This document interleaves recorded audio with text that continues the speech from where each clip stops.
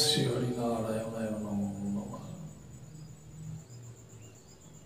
আরেকটি গুণ, আরেকটি জ্ঞান, আরেকটি বস্তু মানুষের একান্ত প্রয়োজন, কিন্তু সেটিকে কি জিনিস? সেটি কেন সংসারে একটা দৃশ্যমান বস্তু নয়। কোনো জ্ঞানী গুণী মানুষের জ্ঞান বা গুণকে দেখা যায় না, এটা ভিতরে থাকে। জ্ঞান মানুষকে সুন্দর করে তোলে, তার কথায় সত্য বসে থাকেন, তিনি সত্যবাদী জিতেন্দ্রী হন, তিনি হিতকারী কথায় এবং কার্য করেন। জ্ঞানীর এটাই স্বভাব, এটাই তার প্রভাব।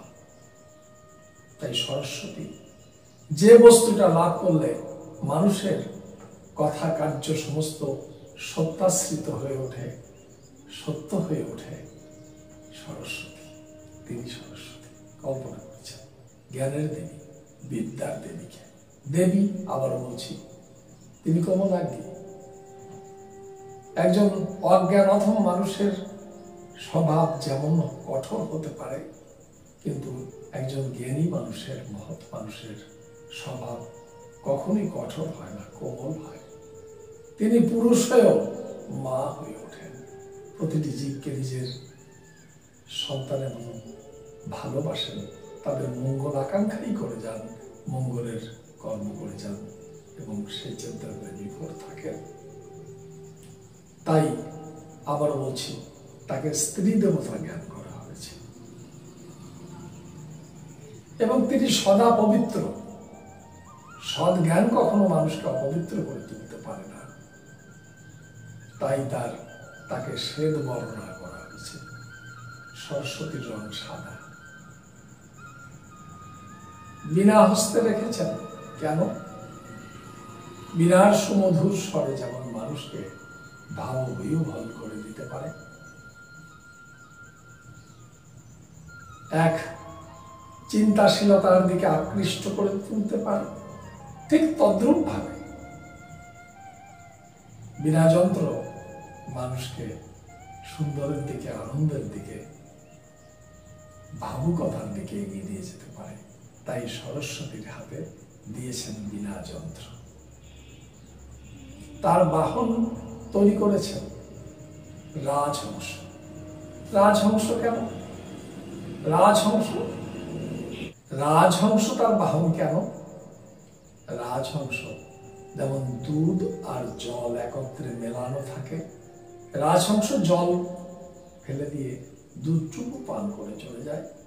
ঠিক তাই সরস্বতীর কৃপার্চিত যে জন, অর্থাৎ জ্ঞানীজন, প্রবুদ্ধ জন, তারা শুধু সত্যটুকু, সুন্দরটুকু, ভাবরাজ্যের ভাবুলতাটুকু তিনি গ্রহণ করেন। তিনি ঈশ্বরের প্রেমটাকে শুধু গ্রহণ করেন,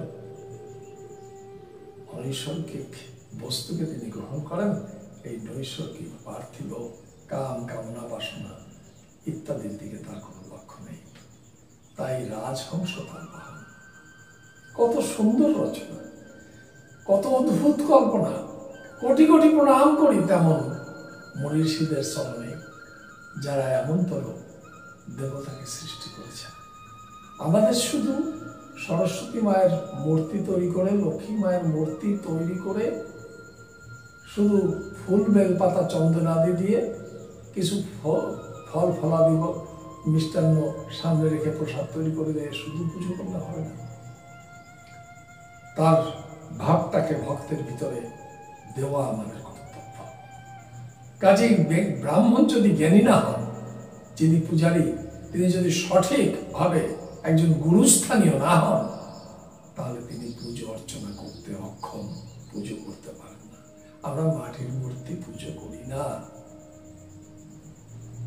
আমরা এই মনি ঋষিদের যে ভাব, যে কল্পনা, সেই কল্পনা তাকে সম্মান দেবার জন্য তাকে আমরা পুজো করি, তাকে আমরা শ্রদ্ধা নিবেদন করি। এমনি ভাবে সমস্ত দেবতা আপনারা যদি কল্পনা করেন, মনি ঋষিদের কল্পনার এই দেবীকুল, তারা অনন্ত অনন্ত জ্ঞানের প্রতীক। আমরা যদি এই দেবতাদের কল্পনা করে দেখুন, আমার কথাগুলোকে চিন্তা করুন, ভাবুন, তাহলে আপনি বুঝতে পারবেন দেবতাদের এই আকার তৈরি করা, ভগবানকে অনুভব করা, উপলব্ধি করা, তার দয়ার, তার কৃপার পাত্র হতে হলে কেমন হওয়া উচিত, এই বোধকে অর্জন করতে হলে আমাদের দেব দেবীর কথা স্বাভাবিকভাবেই আমাদের ভিতরে ভেসে আসে। সাধারণ মানুষের জন্য সনাতন ধর্ম নয়, বুদ্ধিজীবী, চিন্তাশীল, ভাবুক, সাধক, জ্ঞানী, তাদের জন্য সনাতন ধর্ম। সনাতন ধর্মে হিংসা বিদ্বেষ নেই, কিন্তু আজকের সম্প্রদায়ে খণ্ড বিখণ্ড হয়ে আমরা হিংসা, বিদ্বেষ, পরশ্রী আদর, পরনিন্দা, পরচর্চা ইত্যাদিতে নিজেরা নিজেদেরকে মাতিয়ে রেখেছি। ভুলে যান, ভুল পথে চলছেন। আপনারা যারা চিন্তাশীল ব্যক্তি, যুবক সম্প্রদায়ের মানুষ, আপনারা একটু ভাবুন কথাগুলোকে। এমন সুন্দর সনাতন ধর্ম, তাকে আমরা নষ্ট করতে বসেছি। আমাদের নিজের অজ্ঞানতা দিয়ে সমস্ত জ্ঞানীয়, জ্ঞানময় যে বস্তু, তাকেও তাচ্ছিল্য করে চলবার দুঃসাহস করি।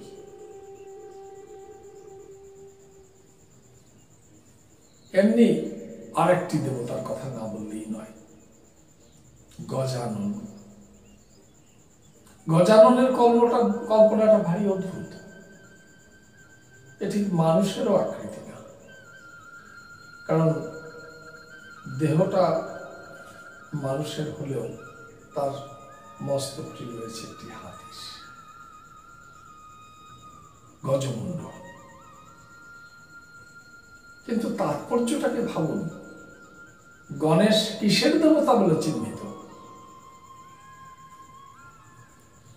গণেশ বন্দনা না করে কোনো পুজো হয় না। গণেশ সর্বদেবতার দেবতা, অর্থাৎ যত দৈব শক্তি আছে সমস্ত দৈব শক্তির ঊর্ধ্বে গণপতিকে রাখা হয়েছে। এই গণপতি শব্দের অর্থটা কি? তিনি কি কিসের দেবতা? ঋদ্ধি, সিদ্ধি, জ্ঞান, ভক্তির চরম যখন মানুষ উঠে যান, তখন মানুষ এই গণপতির আশ্রিত হন। গণপতি সর্বদেবতার দেবতা। অর্থাৎ যদি জ্ঞান পরিপক্ক না হয়, সাধনায় যদি সিদ্ধি লাভ করা না যায়, তাহলে আমরা ঈশ্বরকে বুঝতে পারবো না। এই ঋদ্ধি সিদ্ধির দেবতাই হচ্ছেন গণপতিকে কল্পনা করা হয়েছে।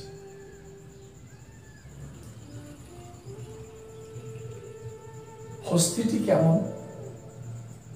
গজমুণ্ড দেয়া হয়েছে তো, হাতির মাথা। হাতিটি কেমন? ভারী ভরকম শরীর, কিন্তু কোনো হিংস্রতা নেই। তামসিক রাজসিক আহার বিহার সে করে না। ঘাস, লতা পাতা ইত্যাদি তার সেব্য বস্তু, আহার্য বস্তু। তার একটি লম্বা সুর রাখা হয়েছে, সুন্দর বড় কর্ণ দুটিকে বিরাট করে কুলোর মতন করে তৈরি করা হয়েছে। আসলে কি বলা হয়েছে? যিনি প্রকৃত জ্ঞানী, যিনি আবিষ্কর্তা, যিনি বৈজ্ঞানিক, যিনি সেই সিদ্ধ মুনি ঋষির পর্যায়ের মানুষ, সে বহু দ্রষ্টা, বহু দূর পর্যন্ত সে দেখতে পায়। আজ এখানে বসে সে সহস্র বৎসর পরে কি ঘটবে, আজকের মানুষের প্রকৃতি 1000 বছর পরে এদের কোথায় নিয়ে যাবে, এই দৃশ্যটি তিনি দেখতে পান। তাদের কি অবস্থা হবে, কেমন হবে তাদের চলাবলা, তাদের কথাবার্তা, সবকিছু যেন সে শ্রবণ করতে পারে।